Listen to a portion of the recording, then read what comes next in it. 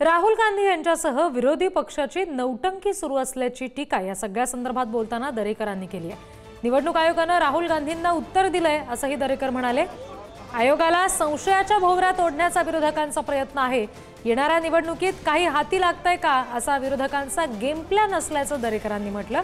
India आघाडीच्या आंदोलनावरून आमदार प्रवीण दरेकर यांनी ही टीका केली।